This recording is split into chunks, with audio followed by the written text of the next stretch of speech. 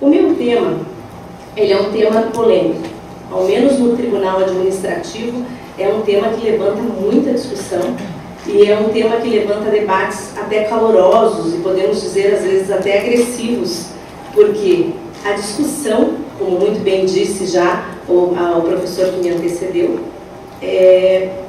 o tema tem muita discussão do que é fato gerador de contribuição previdenciária.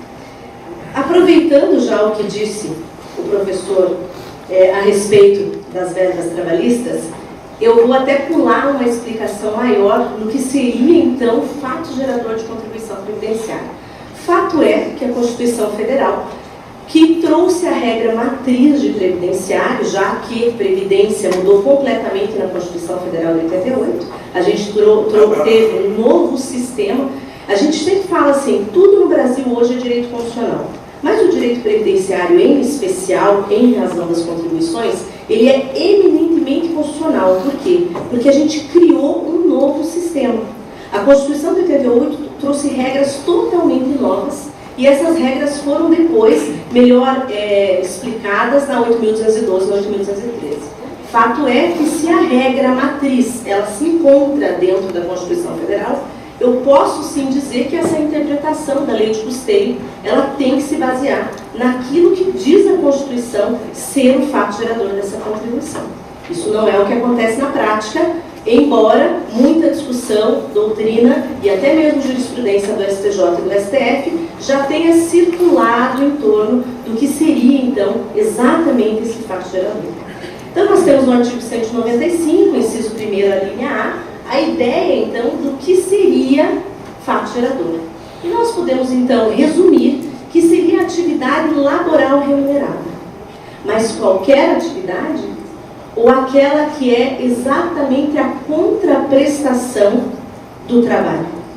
Essa discussão nos remete a uma outra consideração, que eu coloco aqui, que seria a diferença entre os rendimentos advindos do trabalho, especificamente realizado, ou do capital. E aí nós teríamos uma discussão que nos levaria a PLR, Stock Options, Hire Bonus, outras verbas, claro que eu não vou me ater aqui a elas, mas que nos faz pensar exatamente se eu posso, o sistema brasileiro permite que se fale em rendimento de capital e permite que ele seja transmitido aos trabalhadores, ou se eu estou fixo ao conceito de remuneração, uma visão retrógrada, que impede, inclusive, uma melhor administração dentro da gestão empresarial, e como então funcionaria isso para a tributação dentro do Brasil. E isso nos leva a outras discussões que agora nós vamos ater aqui, que seria o que a reforma trabalhista quis dizer ou disse quando trouxe abono, prêmios, como mais uma isenção de contribuição previdenciária. Bem, eu elenquei aqui também o conceito de salário de contribuição, não tem como a gente fugir do artigo 28 da 8.212. Por quê? Porque o artigo 28 ele traz e ele especifica aquilo que a Constituição Federal quis dizer. Então a gente vai ver qualquer decisão, seja do CARF, seja do STJ, do STF, falando em artigo 28, falando do artigo 201, falando do 195 da Constituição, o problema é o que vem sendo dito sobre isso e que conjugação é feita entre esses artigos. Bem, então aqui, as verbas isentas, eu posso ter dois entendimentos. O primeiro entendimento é verbas que são isentas por previsão legal. E aí eu posso falar da natureza da verba, que é a questão da conduta finalística da verba, que é o entendimento que os tribunais superiores têm. Quando eu falo de conduta finalística da verba, a minha preocupação ela fica muito mais em razão dessa verba ser indenizatória ou remuneratória. Eu vou me preocupar com a natureza dessa verba.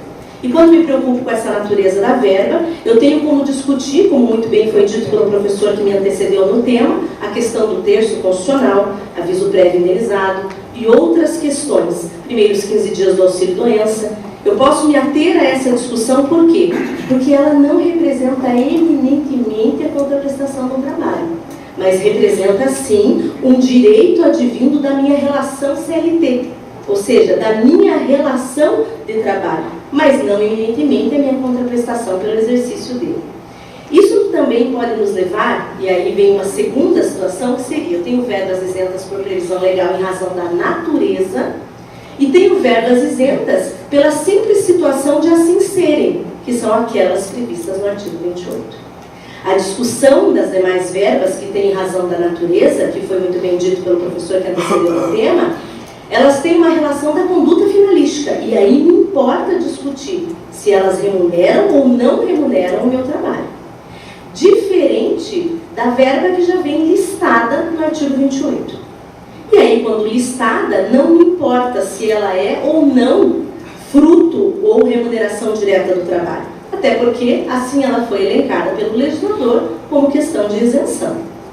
A preocupação, no entanto, principalmente no Tribunal Administrativo, é: segue-se literalmente ou criam-se regras que não foram ditas na lei para manter aquela tributação, embora ela já tenha sido listada como isenta?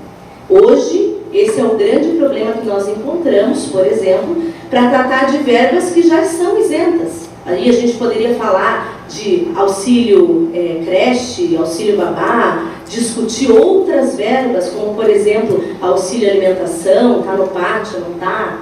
Aí nós teríamos que discutir aquilo que a lei disse. É disponível a todos, não é? Critérios objetivos, critérios subjetivos. Então, dentro desse panorama legal, a maior preocupação, e o título da minha palestra é A Coerência Jurisprudencial, a maior discussão é: que coerência é essa? Já que a norma diz X e a interpretação me permite qualquer coisa. E essa é uma preocupação porque, como eu faço uma orientação, um parecer, como eu oriento uma empresa?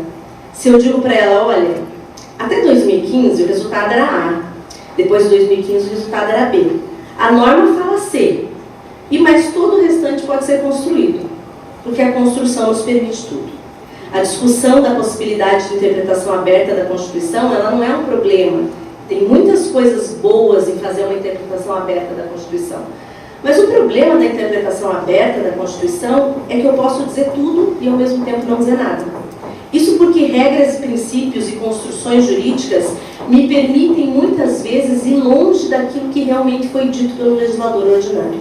Então eu tenho um hábito, e até quando fiz na minha dissertação de mestrado escrevi sobre isso, que é dizer o seguinte: quando estamos falando de contribuição, ao menos a previdenciária, quanto mais próxima da lei a minha interpretação estiver, melhor. Então eu prefiro ir para o arcaico positivismo, de dizer que eu prefiro a subsunção da letra da lei, do fato à norma, do que me prender ou permitir o excesso da interpretação. Porque a construção jurídica, na questão previdenciária em especial, tem nos levado a situações que são alarmantes. Hoje, uma das coisas que mais preocupa a empresa é a contribuição previdenciária. Porque além da contribuição da folha, que é altíssima, eu tenho os incidentes de aumento em razão das atividades especiais, eu tenho o FAP, que para algumas empresas ele é destruidor, porque ele multiplica o SAT e o RAT, e nos traz problemas difíceis de conseguir colocar naquela planilha da margem de lucro possível e me tornar competitivo. E aí eu tenho uma outra problemática: como trazer para os meus trabalhadores um percentual, um valor que seja interessante, como reter grandes talentos, se tudo aquilo vai onerar a minha margem. E isso tudo nos leva aos 3 temas que eu vou tratar, que são abono, prêmios e PLR. Bem, então falando das verbas isentas por previsão legal, elas estão no artigo 28.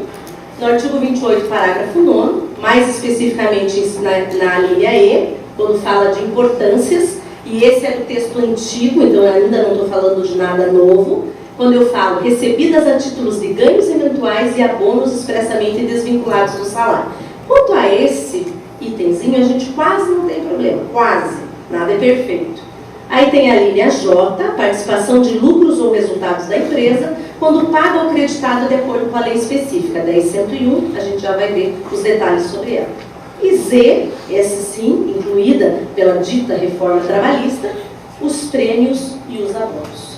Primeiro é importante dizer que, quanto à linha C, a gente não tem ainda um panorama específico do que vai acontecer na jurisprudência. É tudo muito novo, a gente não sabe ainda como vai se comportar o tribunal, principalmente o TST, e muito mais a questão da Justiça Federal. No CARF, a gente já vê um caminho não muito bom para a linha Z.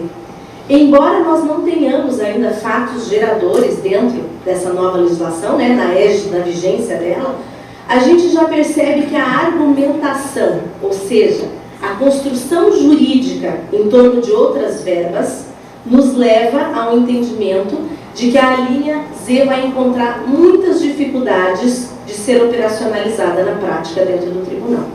Isso por quê? Porque já fica muito claro que diversos requisitos estão sendo criados para essas duas palavras, porque duas palavras e tem uns artigos ali, né? Só está escrito assim, os prêmios e os abonos.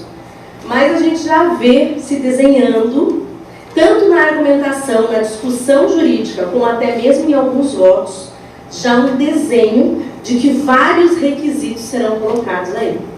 Lembrando que um dos argumentos fortíssimos do tribunal é que as regras de direito do trabalho, embora elas sejam norteadoras da previdência, norteadoras da condução do tributo, elas não são limitadoras do poder do fisco. Isso é um entendimento grande. Embora eu entenda particularmente aqui de que nós temos que olhar direito do trabalho, direito tributário e direito previdenciário juntos. Essa é a melhor interpretação da norma. Tanto que quando eu vou analisar FAP, eu tenho que olhar a norma regulamentadora de trabalho. Eu tenho que entender DLT-CAT, de PPP, de PPRA. Então, essa visão única, essa interpretação sistemática das normas como um todo, faz com que a gente consiga chegar, aí eu entendo a real intenção do legislador.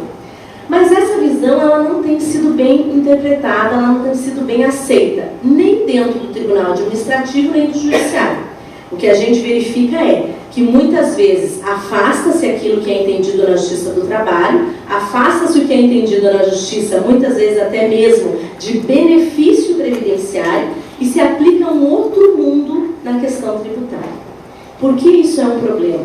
Isso é um problema porque como que você faz uma orientação para a empresa? Olha, para questões trabalhistas, isso aqui vai te valer X. Para questões tributárias, Y.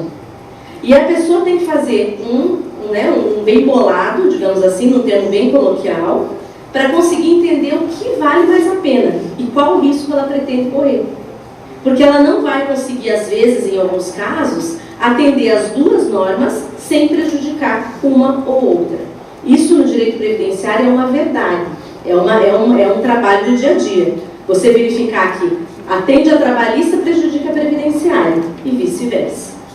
Bem, mas continuando então, eu fiz aqui, né, só uma colocação legal, nem vou me ater a ela, a questão de que a lei trouxe a questão do abono, depois a medida provisória tirou, dava a impressão de que a regra ficou mais gravosa do que era antes da medida provisória, mas isso já caiu, eu só coloquei para demonstrar que poderia haver alguma preocupação na plateia de falar disso, então eu citei. Quanto ao abono, qual que é a minha preocupação? A minha preocupação exatamente está no critério interpretativo. Acredito que essa não é uma preocupação só minha, como professora, como operadora do direito, mas principalmente dos senhores, que grande maioria aqui deve ter clientes e empresários que lidam com isso. A preocupação é que hoje a gente tem uma dualidade no pensamento dentro do tribunal. E essa dualidade no pensamento, ela se estende para o judiciário, que é, ninguém sabe o que é abono. Todo mundo conceitua abono. Todo mundo conceitua abono. Mas ninguém sabe na prática o que é. É o abono emergencial, é o abono de férias, é o abono que foi dado abono pré-aposentadoria. A gente vai ver no artigo 28, tem 5 tipos de abono listados lá. Cada um específico. Ninguém sabe exatamente que abono é esse. Fato é que ele é considerado dentro do tribunal como parcela paga que não seja atual e que tenha um motivo específico. Mais ou menos em torno disso é o que circunda, é o ponto de convergência de todos os posicionamentos. Ou seja, é uma parcela eventual e essa parcela ela não tem um valor específico. Ou seja, ela tem que ter um fato, algo que muito se assemelha, se for parar para pensar, com prêmio. Porque prêmio, não muito diferente disso, ele também tem uma condição de extraordinariedade. Qual que é a diferença do abono? A diferença do abono é que para ele ser aceito como isento de contribuição previdenciária, ele tem que ter previsão em lei ou em documento entre as partes de cunho trabalhista, seja acordo coletivo ou convenção. E aí, claro, tem uma discussão dentro do CARF que aceita a convenção, não aceita acordo, né? Mas que é importante entender que o abono parte-se do princípio de que ele tem previsão na lei ou previsão em acordo realizado entre o trabalhador e o empregado, entre a empresa e o empregado. Então aqui eu trouxe para vocês só um exemplo básico. A primeira, contribuição previdenciária abono não incidência, acórdão de 7 de junho desse ano. Tá? E o que diz lá?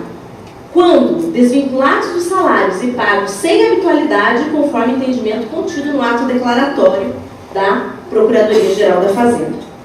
O de baixo, situação praticamente análoga, tá? Importâncias pagas previstas em acordo coletivo de trabalho, parará, onde vem que importa, ainda que eventual. Bem, o fundamento do acórdão de cima é, se ele for pago sem habitualidade, não tem contribuição. Embaixo ele diz, olha, a mesma situação, ainda que habitual, ou seja, ainda que eventual. Isso é só para compreender que o tribunal mesmo tem dúvida. E essa foi uma decisão de janeiro desse ano. A diferença é que a decisão de cima é uma decisão de turma ordinária. As decisões de turma ordinária no CARF têm sido muito mais positivas em matéria de contribuição previdenciária. Não posso nem comparar, né? Infelizmente. Eu gostaria que o resultado fosse diferente.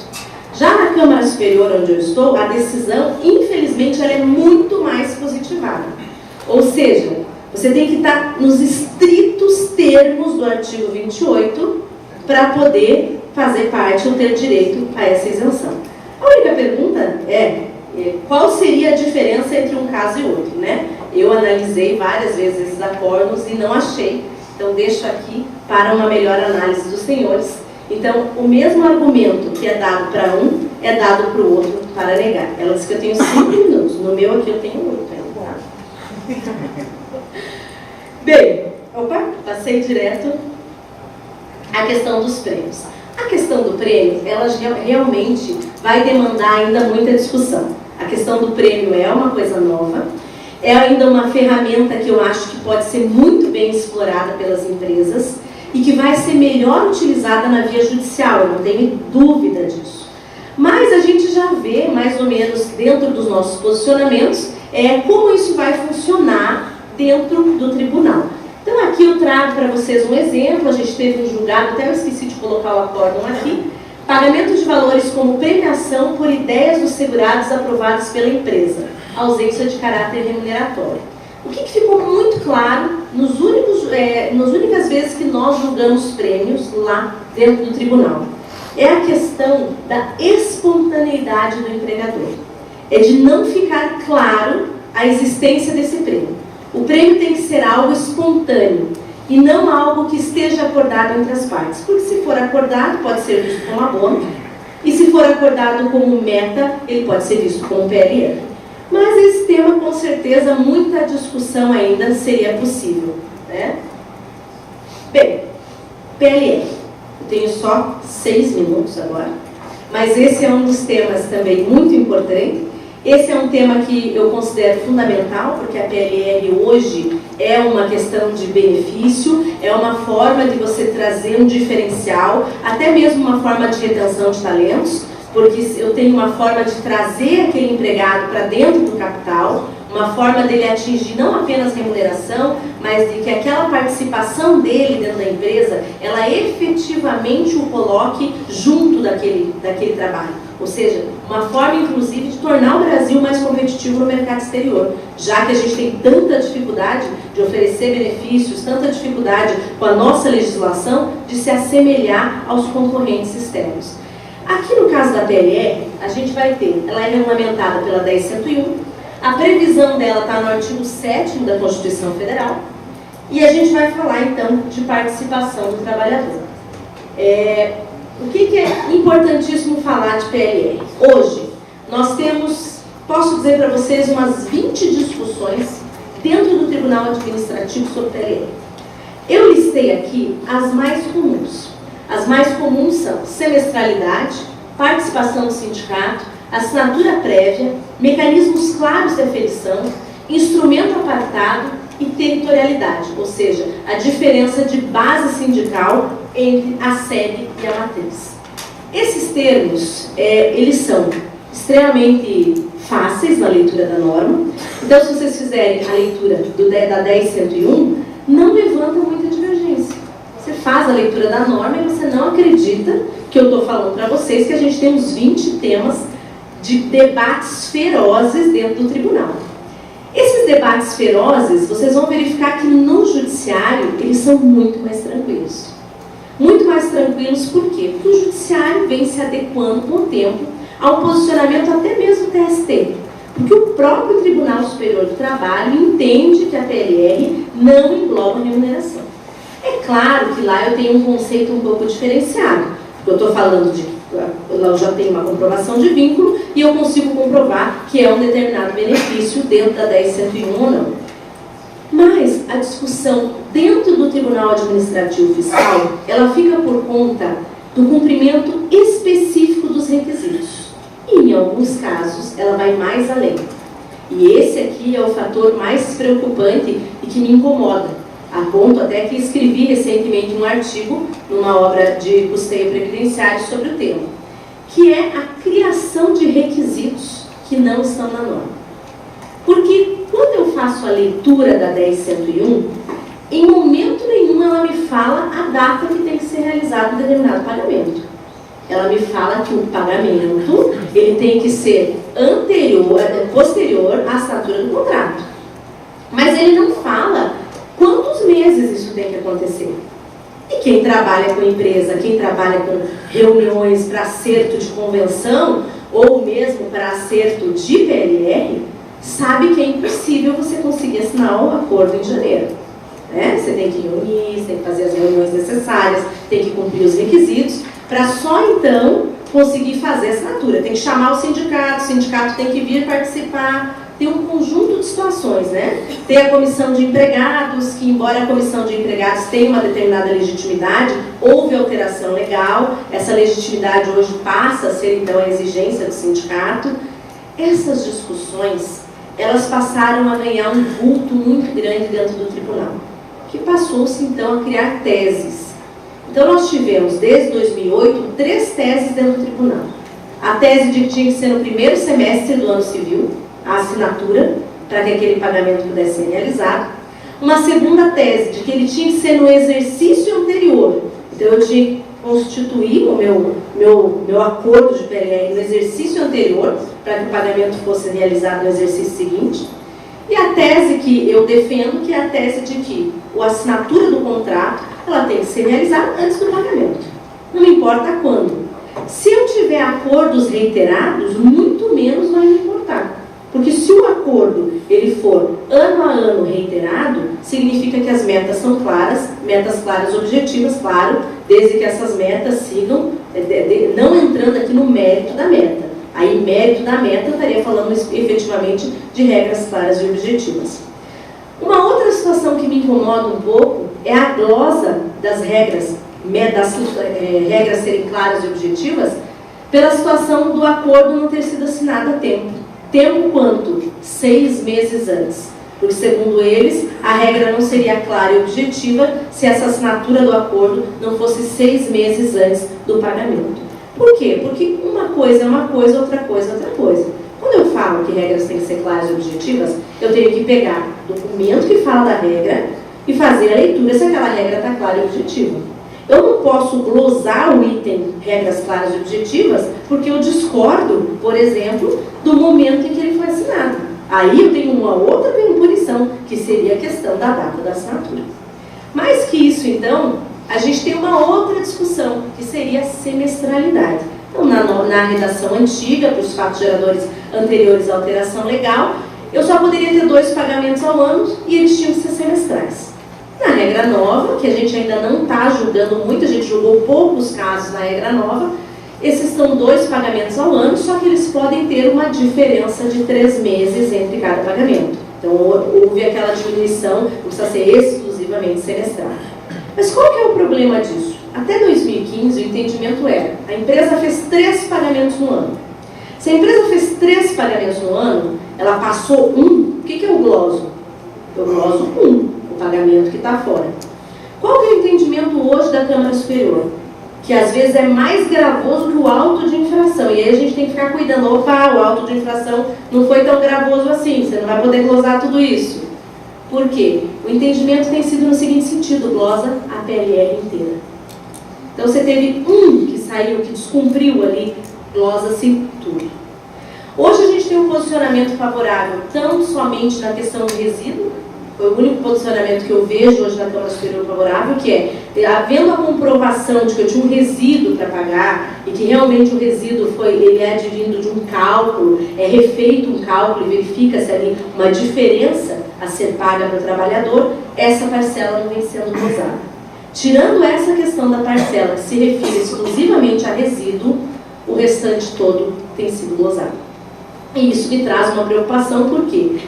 Me traz uma preocupação, primeiro, porque a PLR é um instrumento útil hoje no ambiente negocial, ele é um bom instrumento para o empresário, mas do jeito que está indo, ele vai cair, ou ele vai ser extinto com o tempo, porque vai perder o objetivo, porque tudo que chega de PL praticamente na Câmara Superior cai, ou vai ter que judicializar tudo, e a minha preocupação é que o Poder Judiciário, que tem por hábito se basear em jurisprudência do CARF, comece a alterar o seu posicionamento, querendo seguir a jurisprudência que mudou vertiginosamente de 2015 para cá.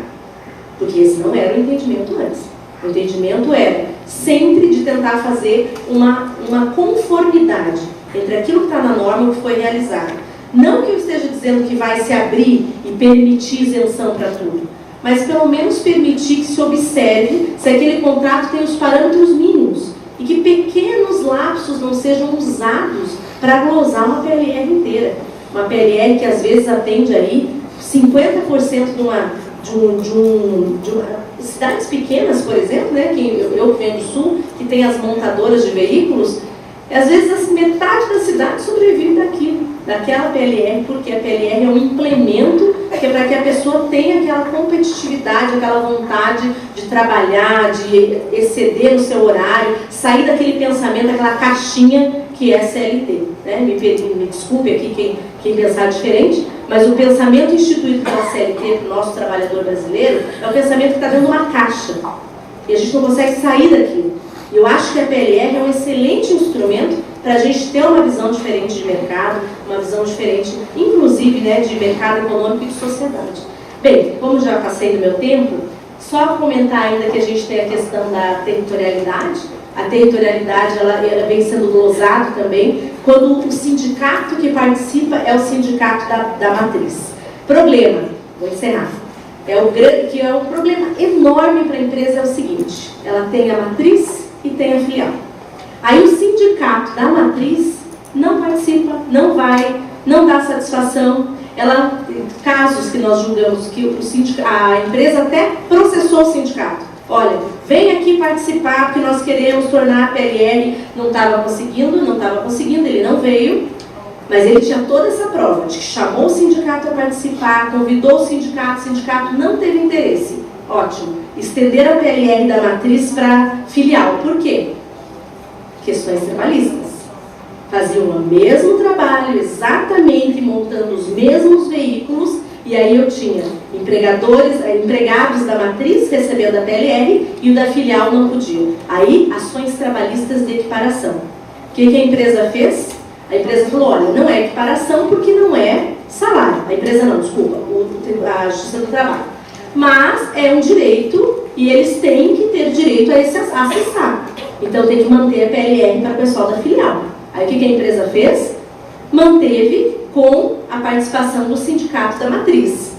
Veio a Receita Federal e glosou toda a PLR da filial. Em razão do quê? Em razão de que o sindicato não tinha base territorial lá. Mesmo com a ação judicial, mesmo com a ordem trabalhista para equiparar os empregados nos direitos e garantias. Eu terminei com esse exemplo, embora até foi meio rapidinho assim, só para vocês entenderem a confusão que isso dá. e a confusão que isso dá para o empresário. O empresário não sabe mais o que fazer. Essa questão da PLR está virando um pá de cal para quem estabeleceu a sua margem, fez tudo isso pensando em que esses pagamentos poderiam ser realizados pela PLR. Acho que a gente tem que ter uma preocupação, sim, muito grande com a contribuição previdenciária. Eu sou diretora do Instituto, me preocupo com o financiamento da sociedade, da Seguridade, sem dúvida alguma. Só acho que isso tem que ser feito nos exatos limites da lei. O que não dá é para resolver problema de governo, e não estou falando aqui de governo partido, estou falando de governo como Estado. O que não dá é para resolver os problemas da Previdência achacando o empresário. Obrigada.